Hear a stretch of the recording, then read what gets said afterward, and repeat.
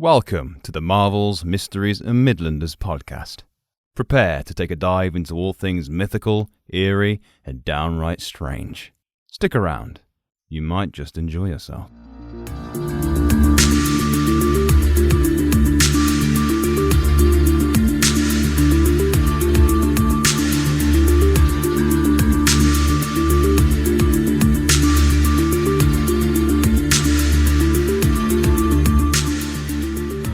Beautiful sight. I'm baking. Right on. What the fuck was that? Ready. Okay. You're right. Yeah, I just like bent my finger back, or the joint just suddenly really started hurting when I was stretching. So I don't know what I've done, but it's fine. I'll be all good. It's all good. Good morning, everyone, or good day, everyone. Welcome to Marvels, Mysteries and Midlanders. I am James. I'm joined by the recently broken-handed Junan, possibly. What's up? You're all right, yeah? You're all right? You're not in pain anymore? I'll be fine. It's not broken. It's all good. And also, the absolute vision of beauty. That is Lewis Carter.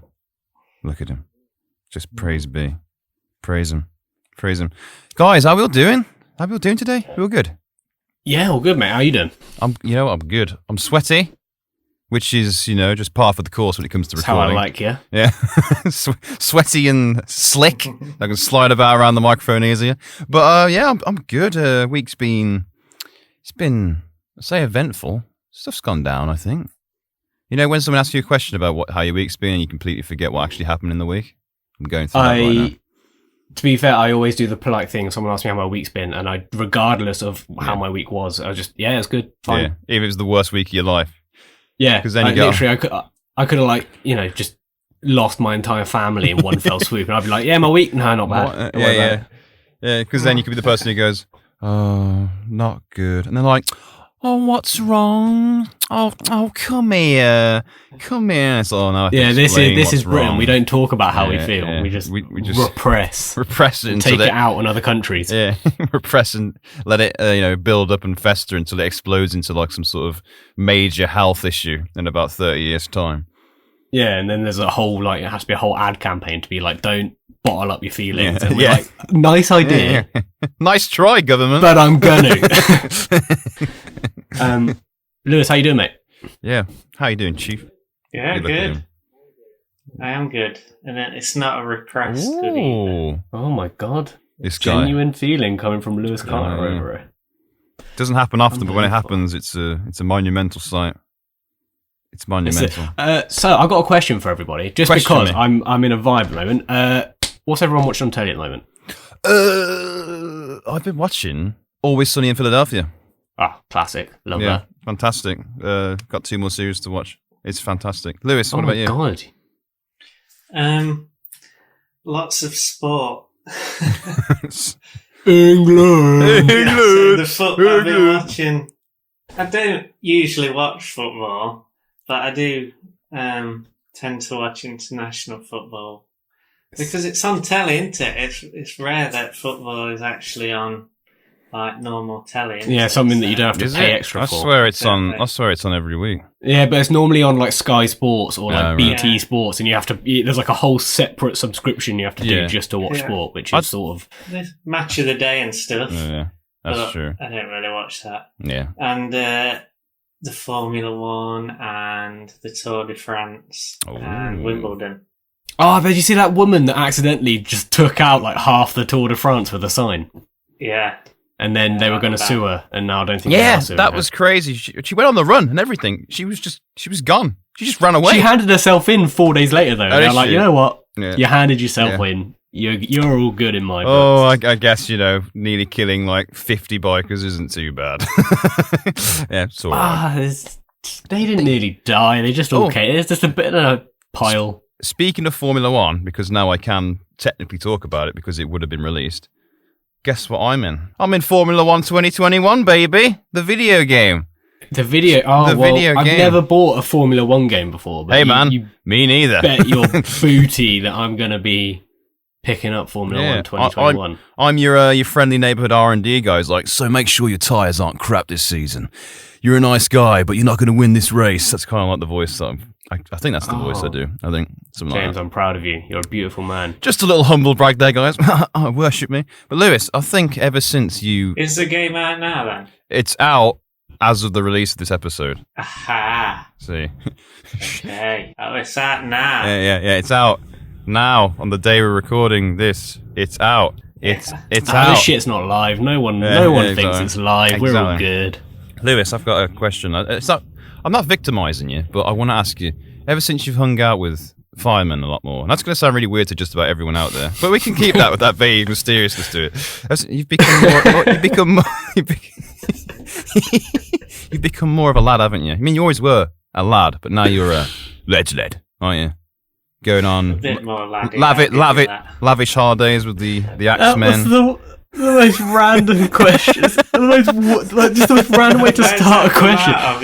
Now you've been hanging out with firemen. Because, and it's going to sound bad because, I've been friends with you, Lewis, for nearly 10 years, it's just beautiful.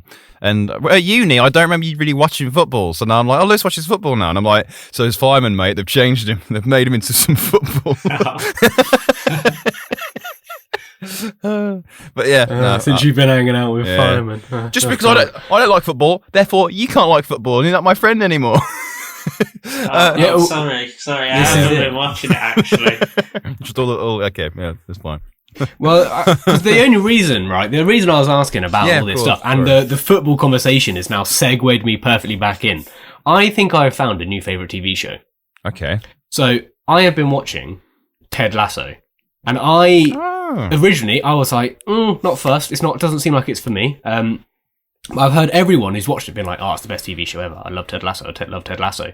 So I started watching it because for those that don't know, it's basically about a American football coach who is brought over to the UK to coach a Premiership football team. Jason Sudeikis, isn't it? Who plays him? It is indeed. Yeah. And it's just like that's pretty much the premise. Like there's nothing crazy going on there, but it is just so good. And he's so friendly, you just can't help but want to just squeeze him and love him. Because the vibe I got from the trailer was that he was like some sort of douchey, fish out of water American story. But I guess it is like a fish out of water story. He's not, fish out of water is sort of, But the douchey side isn't true. That's good. No, he's genuinely really friendly. At first you're like, is there an ulterior motive? And then you realise he is just actually that nice. Oh, okay. It's just a whole thing. Good.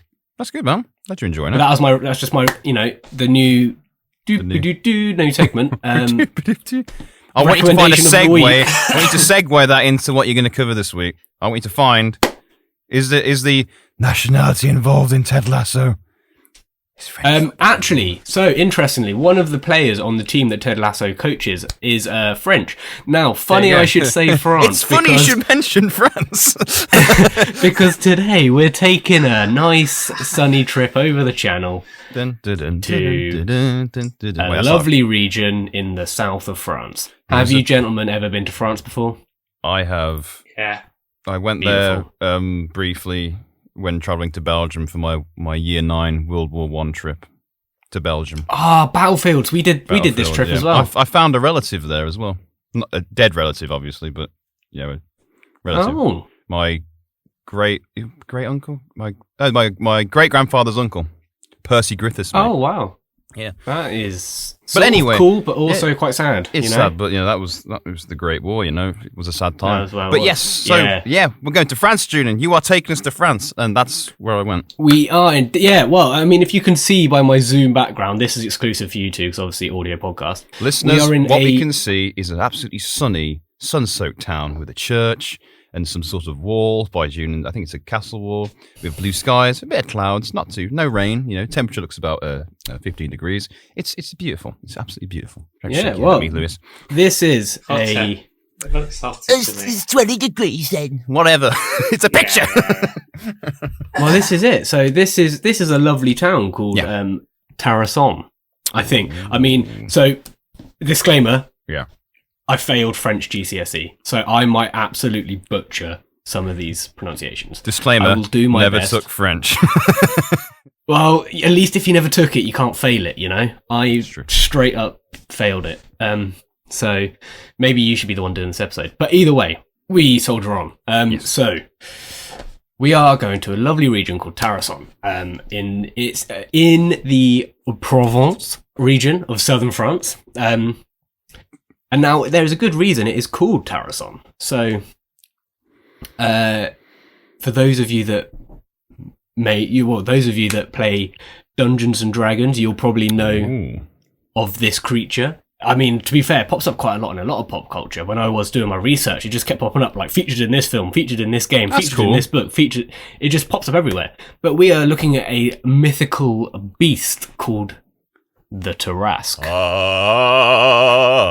The Tarasque. That's brilliant. I'm excited Now, about this. I love the Tarasque just because it is the Frankenstein of monsters, right? Because basically, well, since its inception, right, its appearance has just changed loads. Sorry, can I just quickly... Absolutely. Do you mean Frankenstein's monster of monsters? Yes, although the famous quote, you know, because obviously Frankenstein's monster is the monster.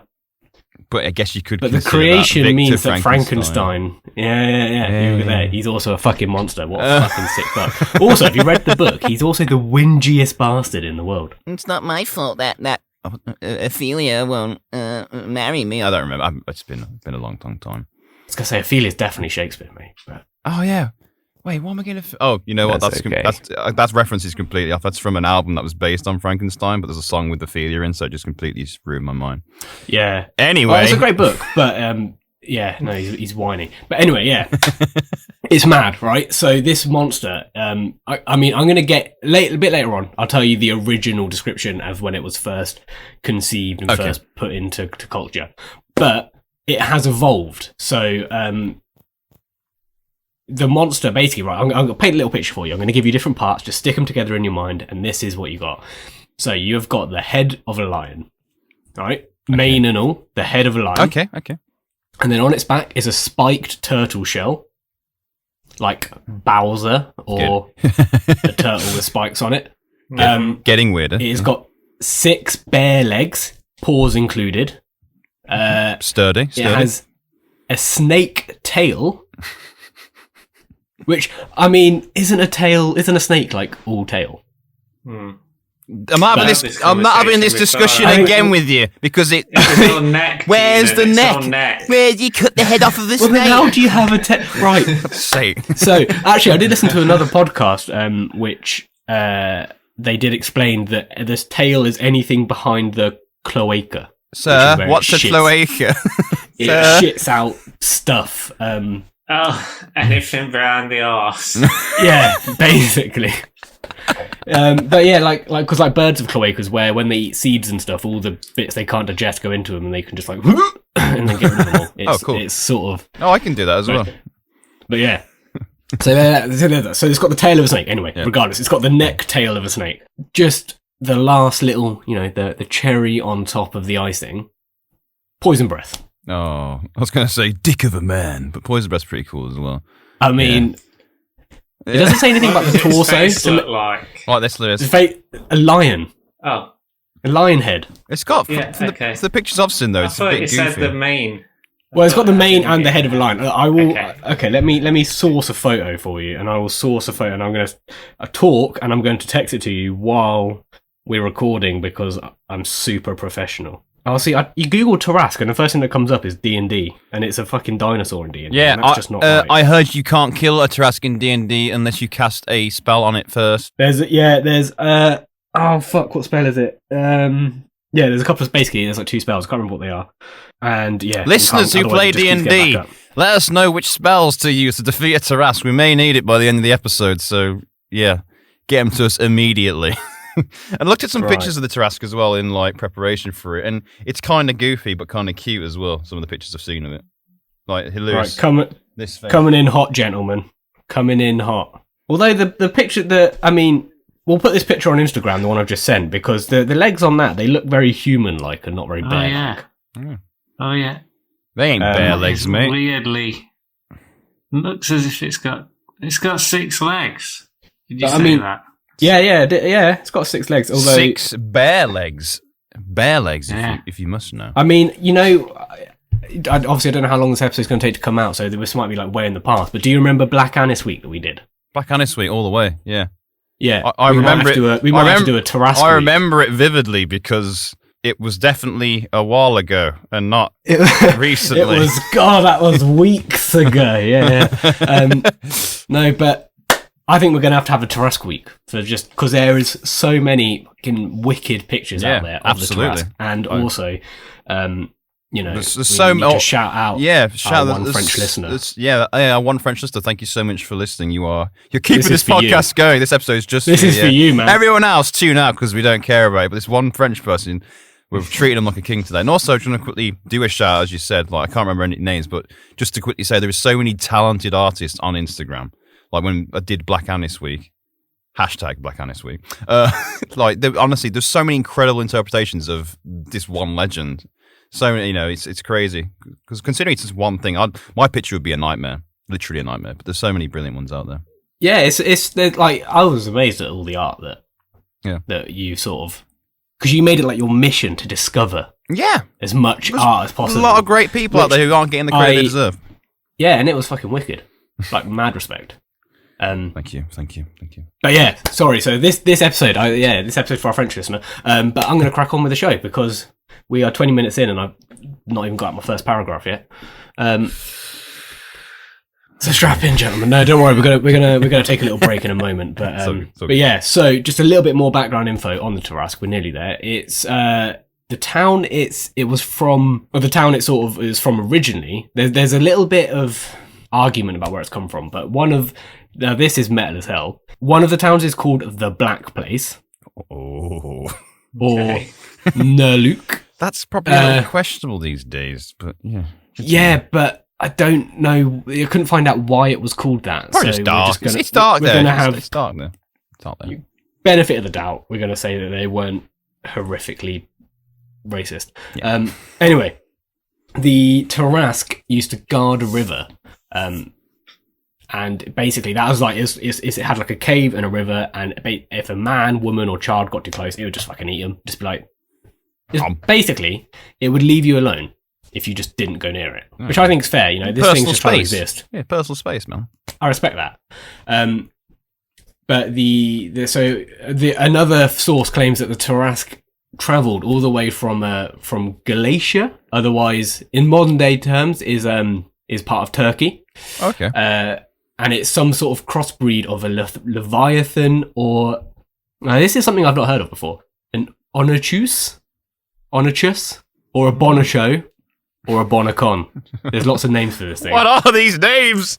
It hurts I don't my know, head. but I started Googling it, and it's wicked. So the Onachus, or the Bonacho, or the Bonacon, was famed for throwing its shit at anyone that tried to chase it. Oh, that's where I descended from. It used to cause burns. Oh... Got that burning goo shit on me! Toxic, burny shit that it used to just throw at people. Like, the fuck? I'm sad I've never heard of this, but you bet I'm coming back for an episode. Very acidic diet. Yeah, ate a lot of batteries. Okay, that wasn't the first thing I was thinking of, but okay, yeah, we'll go with that. But I mean, so that's pretty much my my description of the Tarasque and its home origin. So cool. So he's just a creature trying to get by. He's just a creature trying to get by, and again, he's being brought into history or folklore history because people keep bothering him, and he has to eat them. He is. There's a very, very sad story about him, which we will get into a little bit later on. But looking at the picture of him, though, I feel like it'd be a perfect kind of creature for Lewis to coexist with. I think like it'd be a nice house pet for you, Lewis. I mean, it's pretty big, so yeah. Well, how big is he? He's quite big, isn't he? He's pretty. He's huge. I got more from the original writing of it. I've got some more description of the size, but is a spoiler. It's bigger than an ox. Ooh. I think you should call him Louis Jr. You can rhyme to work. Yeah. I don't know how I put him there. In your garden, mate. Yeah, I don't think it's big enough. Fair enough. Yeah, so far, June, I'm intrigued. I'm looking forward to hearing more about him. He's good, isn't he? He's good. Maybe this should be like perfect breakpoint, and then we come back for the OG story of the Tarasque.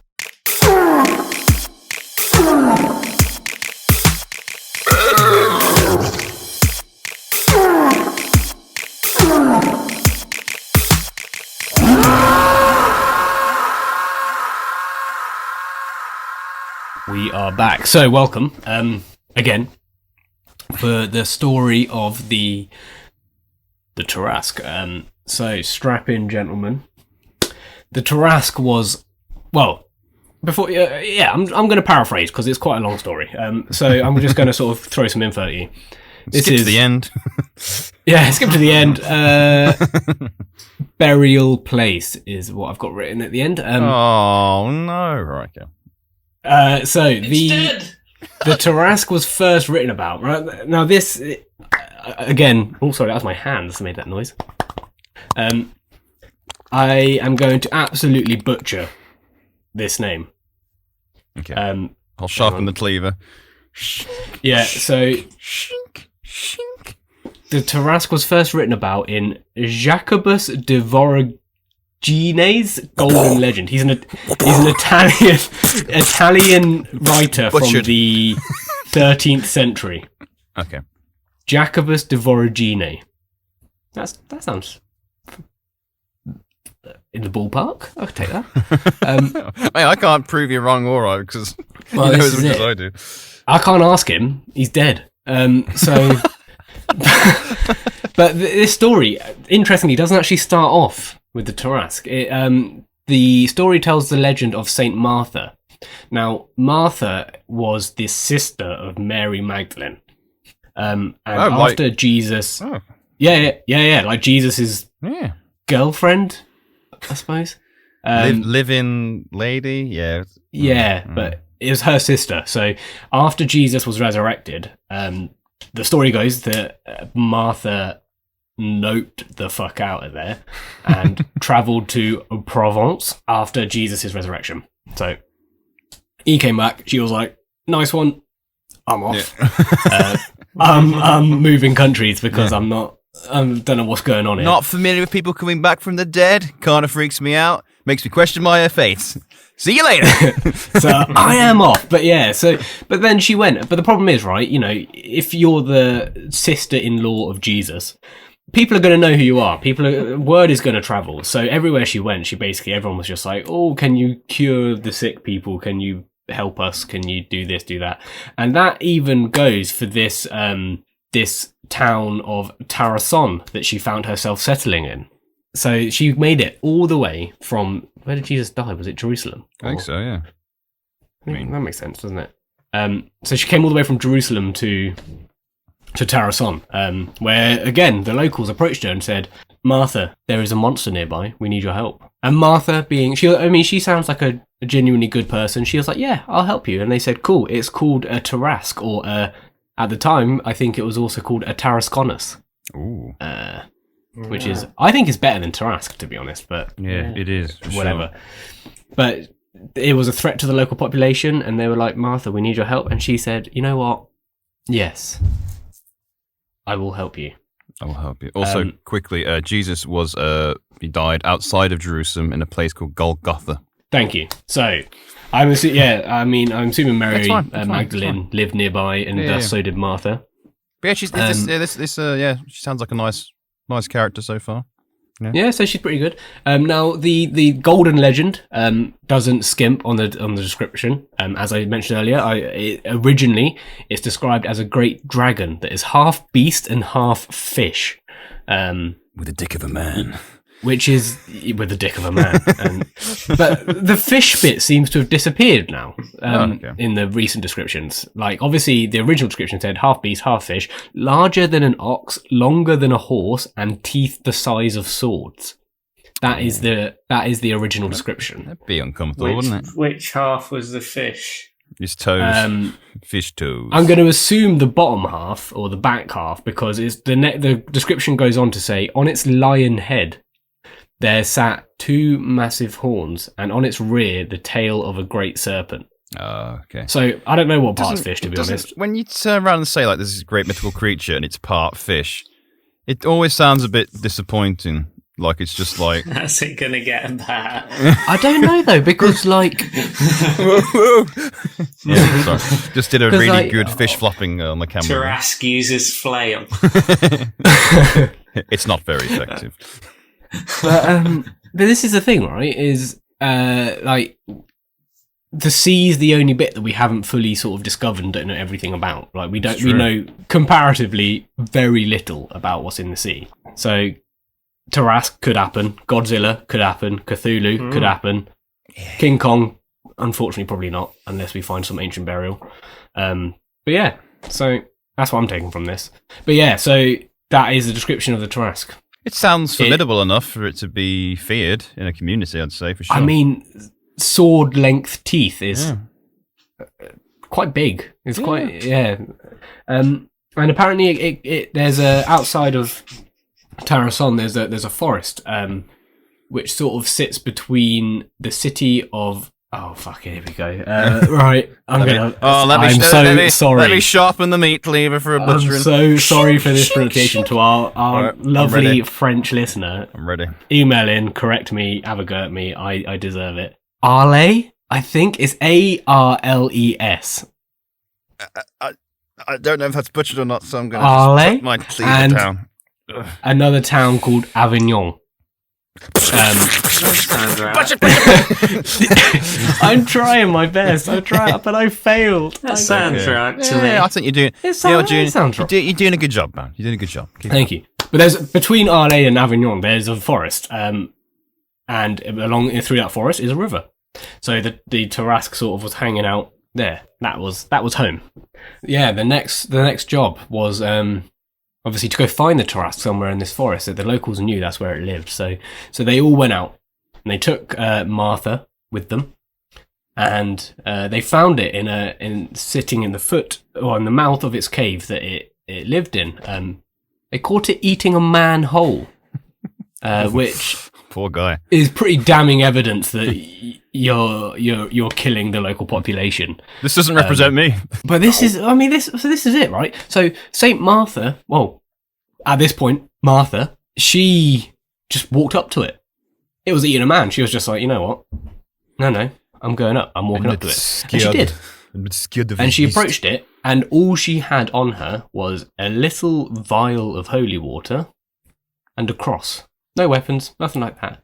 And that's what she did. She just approached it, she held the cross up, and she just emptied the vial of holy water on the beast, just sort of throwing it. And weirdly, apparently the beast just stopped what it was doing and just became completely submissive and totally obedient to whatever Martha told it to do. Okay. The power of She's telling to stop eating the man then. Well, it did. It. I think it had probably finished by that point. Stop I don't know. it. It's sort of time scales. It probably done it. Spit it out. But, are you ready for this? Because I'm going to tell you what, boys. This when I finished the story, it was not good. Oh. So That sounds Martha like a positive thing. removed her girdle, or in some telling she has a long strip of cloth, but she ties it around the Tarasque's neck and takes it with her, and it just followed her. It didn't resist. It just followed her, and she guided it back to the town and back to the village, wherever it had basically been terrorized. And what happened was the locals all came together and they threw stones and spears at the Tarasque. No. What? And you want to know what the saddest bit is? It didn't do anything back. It just took it. It was that bloody holy water it was. God will absolve you. No, he won't. Sorry. And she took it back, and she, obviously she just guided it through, and all the locals took their turns throwing stones, throwing spears, stabbing it, whatever. And eventually, obviously, as most things would, when you throw stones and stab it repeatedly, it died. What?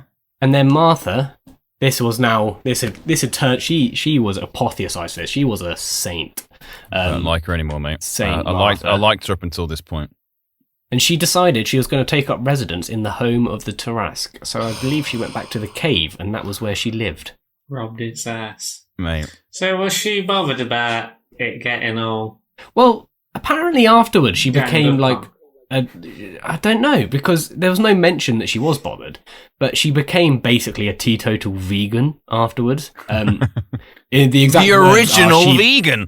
Well, this is it. The exact wording was eschewing flesh and all fatty meats, eggs, cheese, and wine.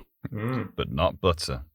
Butter stays in there. Yeah. Well, Or milk. Can't give those up, mate. It's funny you should mention that, June, because I wanted to briefly look into it when I read one thing that it didn't die from being stabbed, and like it died from shame of what it did to this village of the people it ate. That's another thing I read, because in the story it says that its back was like basically, I was going to say bulletproof, but obviously they weren't having guns back then. It was damage proof, and apparently, it went, "Oh, I'm sorry for eating your friends." Oh, and just died there on the spot.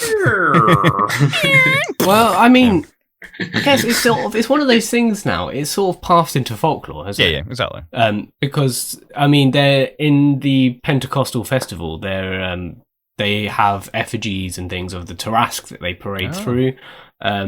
If you go to Tarasque, you can find little statues of the Tarasque. Like, people, they really like this story. And I'm not surprised, because it's a cool story. It's a cool thing as well. And on the last Sunday of June every year, an effigy of the Tarasque is paraded through Tarasque. That's cool. It's like, it's become this huge thing. Is there a name? Is there a name for that event when they do it? It's like Tarasque Day or something. I couldn't find one. It might tie into the Pentecostal festival, potentially. Probably, I think that's around June time. Yeah. So it could be one and the same. No worries. But I found Tarasque. That's what it is. When it's gone. It's Tarasque. All right, the episode's over. Everyone. Yeah, fucking go. We're going home. That's it. I am home, but I'm going home. I'm going deeper into my home to get away from you. There is also, if you go to where apparently the original cave was, there has been a church that has been built there in Saint Martha's honour. This is just a religion just trouncing smaller Saint beliefs. Martha's Church. Yeah, so you kill an indigenous person, you steal his home, and you build a church on there. Ooh, I'm getting riled up. It's obvious that in France, before it was humans, it was just a nation of Tarasques. There's so much evidence for it. You can't prove me wrong.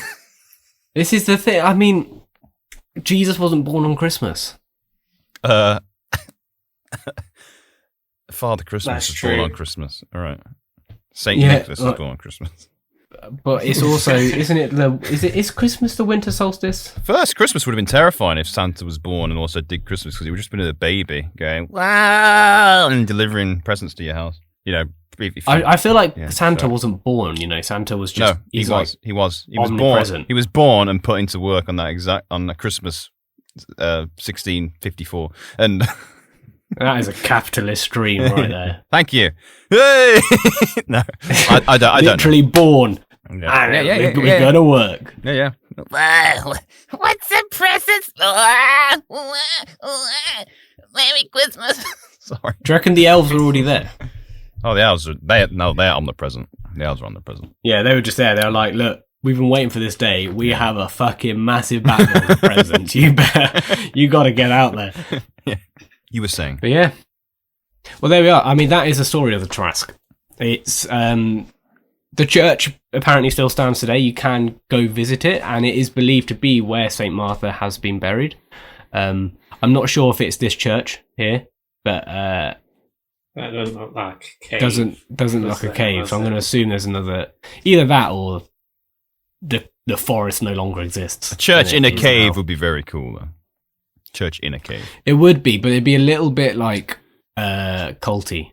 Yeah, exactly. That's why it'd be cool. Yeah, to be fair, I've never been in a cult before. Yeah. I'll be up for trying. Yeah. I've been in some workplaces that felt culty, mate, believe me. Me too, mate. Me too. I just looking into it as well, speaking of Tarasque, it's actually, the name Tarasque was actually inspiration for a dinosaur name for the Tarascosaurus, which is a theropod dinosaur from the late Cretaceous period in France, and it doesn't. I'm gonna have to Google this right now because it doesn't look like a Tarasque. It looks like a crap T-Rex. Tarascosaurus. I don't know. I'm spelling this. Tarascosaurus. You ever seen the movie Dinosaur? Yes, I have. Is a Tarascosaurus the bad guy? It looks. The Tarascosaurus does look like it, but the one in the film's red. We've got horns on, hasn't it? That film was really good at the time, like visually. But if I watched it now, I'd be like, it's not good. I can't judge it though. I don't know. It's on. I think it's on Disney Plus, isn't it? Dinosaur viewing pie. Let's do this. Yeah, that's it. We're gonna have to watch Dinosaur. The Movie Club. Movie Club. Movie Club. Oh, this is it. Ryan, so Whole new idea. June, are you happy with the telling of the Tarasque story? You feel you've got everything out of the system? I fucked it a couple of times, but we're good. We're good. We power through because I think people like the human aspect. You know. Yeah, they do. Lewis, how do you feel about the whole story? I think it's a cool looking monster. It's cool as hell. I think it's sad it died. I think it's sad that if it died the way the story says it died, that is super sad. It's another religious injustice, in my opinion. Mm-hmm. It just took it. It just didn't fight back. Like, and that's always what gets me in movies when they like don't fight back and stuff. I'm like, bro, stop. Yeah, no, it's true. Yeah. Guess what time it is, gents? Guess what time it is? It's time for Lewis's Thing of the Week! Oh, fuck. Wow, is it true werewolves are scared of funky music? Of course not. Wait, what?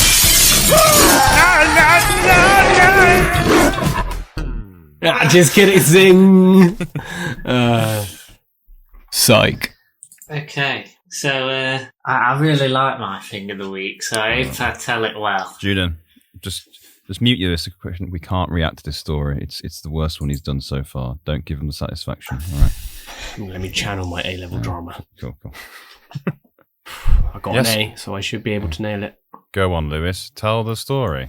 We'd really like to hear. So, when you're trying for a baby, you know, you're a woman, you're trying for a baby, you want to check, well, has it worked? You know? I'm sorry. So you go to the shop and you buy a pregnancy test, yeah?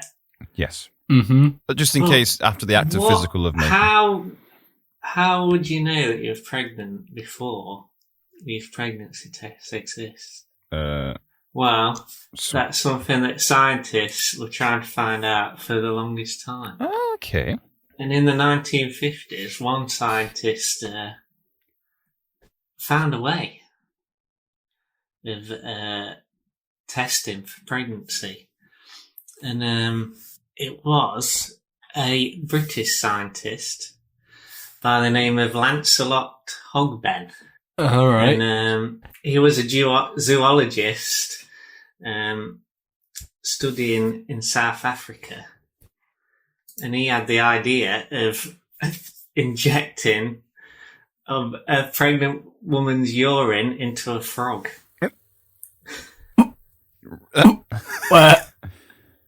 Interesting. Why? What was the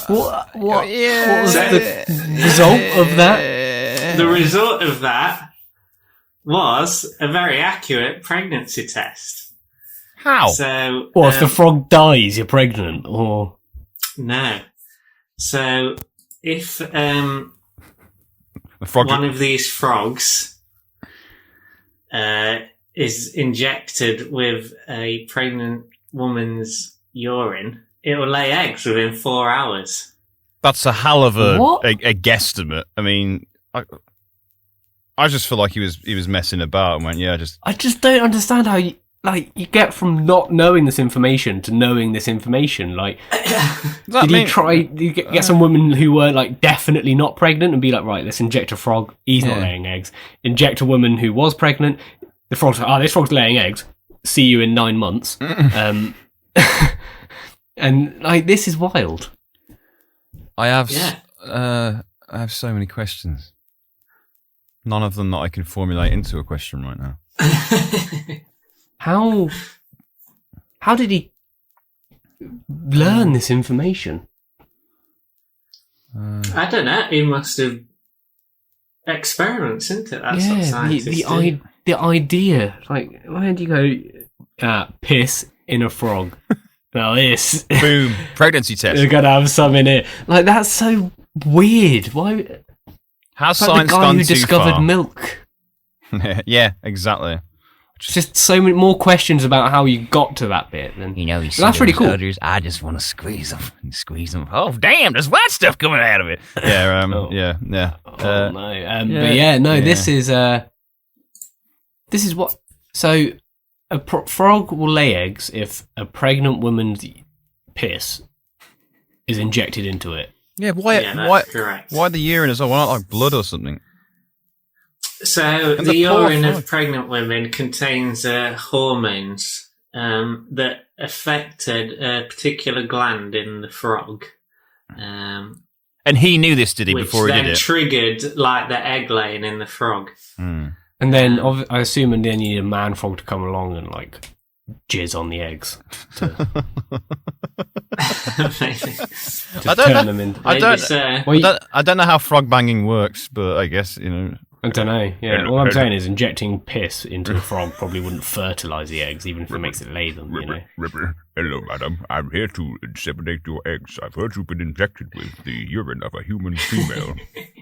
May I be of assistance? That's wild, though. Did you know that if your man pisses on a pregnancy test and it passes, it comes up positive? You're pregnant.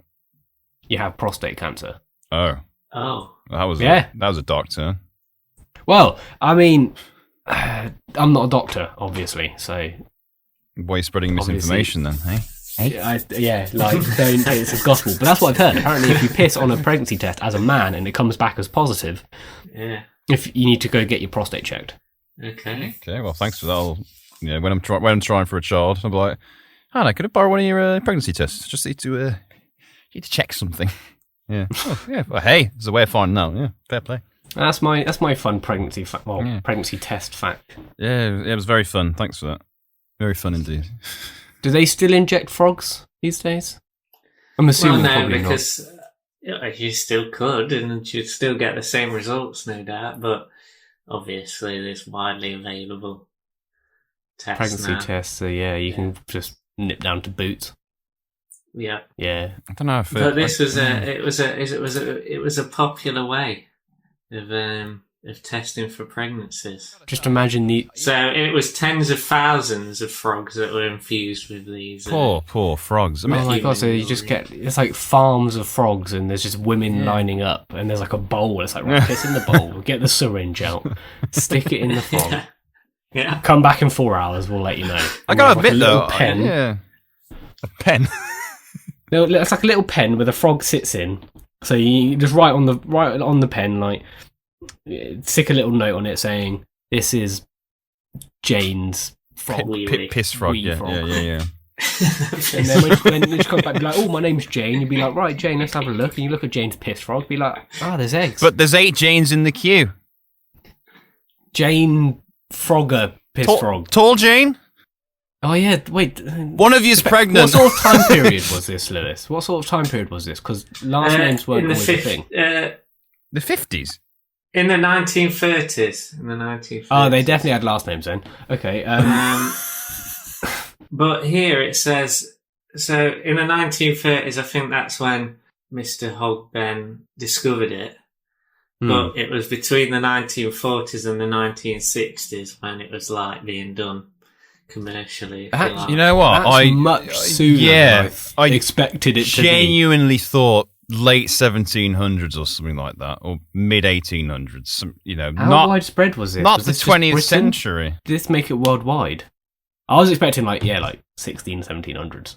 I do like that story, and it was written by The Atlantic, and I do like the way the first paragraph in this article, it says, the African clawed frog, Xenopus lavis, is a palm-shaped greenish-grey animal that hails from the ponds and rivers of sub-Saharan Africa, where it lived for millions of years without anyone injecting it with urine. That unbroken streak changed in the 1930s thanks to British scientists with the fantastic name of Lancelot Hogben. I thought that was a very good Today, paragraph. I've learned that humans, I mean, I knew it anyway, but they really are just the worst. They are the worst. That's my lesson from today. Yeah. They are. We just go around injecting our piss into people. And stealing people out their caves and building churches in them and living in their caves and killing them. I'm feeling very bitter right now. We like conquering, don't we? Yeah. And end up finding each other. It's just, you humans, all of you, vermin. Well, you know what, boys? The sun doesn't set on our empire. Actually, it probably does now. But what a great way to end the episode. Actually, we've got the Commonwealth. They're not technically, British countries, but they don't fully hate us like the rest of the world does yet. God save the... That they've said anyway. God save the Tarasque. I'm changing it now. Yeah. There we go. That's a hell of a way. The sun never sets on our empire. Yeah, that's a hell of a way to end the episode, though. Lewis, is that everything? Thank you so much for that. Yeah. Brilliant. Thank you. I did not know that. I kind of wish I didn't know it. Poor species of frog just absolutely... It's just full of piss. These frogs, they're all full of piss. Yeah. Thank you to everyone for listening again this week. If you want to get in contact with us via social media or email, the email is marvels.mysteries@gmail.com. That's marvels.mysteries@gmail.com. And Instagram, where we try and post at least once every day, apart from the Saturdays, is at Midlanders. That's at Midlanders or Midlanders or Midlanders. Midlanders. Yeah. So you'll find us. It's easy. It's easy, guys. Follow us, and you'll get all relevant information about our episodes on there. And yeah. So, guys, any parting words? Don't inject piss into animals anymore. No, I don't think That's we respectable. follow that. I will say it with don't kick animals out their caves and build churches in there. I've said it once, I said it again. I'm going to say it again. I don't like it. But thank you, Junin, for your research this week. That's a fantastic tale. Never knew it before, but now I feel positively educated. And Lewis, thank you, as always, for your revealing, very enlightening things of the week. And thank you so much to you listeners as well for listening. It's fantastic that you're going on this journey with us to various strange places around the world. And other than that, have an absolutely fantastic week. Take care now. Bye-bye then. Bye-bye. Bye. Layers.